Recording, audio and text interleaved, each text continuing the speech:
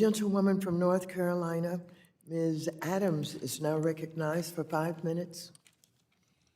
Thank you, Madam Chair, and thank you, Ranking Member McHenry, for hosting the hearing today.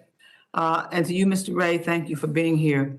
Mr. Ray, judging by the reaction of my colleagues, it's clear how frustrated we are, especially given your testimony where you state that you had never seen such an utter failure of corporate controls at every level of an organization. So, Mr. Ray, my question, my colleagues and I have asked repeatedly about your efforts to recover customers' assets, and you've told us today it'll take some time. But you're the expert here. Do you genuinely believe that these customers are ever going to get their money back? Well, certainly we're working hard to cover all of the assets and to sequester those for ultimate return to customers. It's obviously a challenge. It's a massive loss. It's very speculative right now what that recovery will be. It's too early to tell what the ultimate recovery will be to each particular customer. At some point, we'll obviously know that, and we hope, obviously, to maximize that.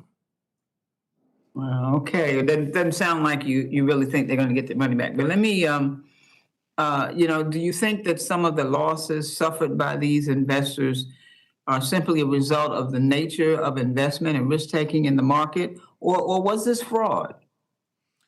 Well, certainly, I think the way the company operated lended itself to, materially risky losses, positions. Clearly a better run company would have had controls and procedures in place to avoid losses. Okay, thank you, sir. Let me revisit the quote from your testimony. I want you to touch on the quality of FTX's bookkeeping. Was there a discrepancy between what it disclosed to its investors versus what was going on in the company internally? And can you provide an update on your efforts to fill those gaps? Right. Well, the quality of the record keeping was very poor in the company. We still don't have complete financial statements for every one of the entities. We're going back and rebuilding those right now. Our process is to have a beginning entry with our assets and cash and our liabilities, and we'll do that on an entity by entity basis. In the coming months, through the bankruptcy process, there'll be disclosures about the financial status of every one of the entities, but that's a process that we'll build out over the next 4 months.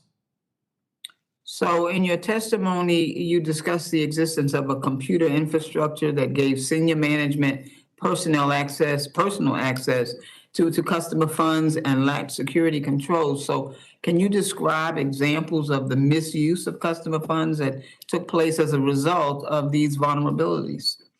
Well, the main misuse is just simply taking customer funds and using it for other purposes. I mean, obviously, there's investments made, payments made, expenditures that were made with customer funds, and then obviously trading that occurred that caused losses that ultimately harmed the customer.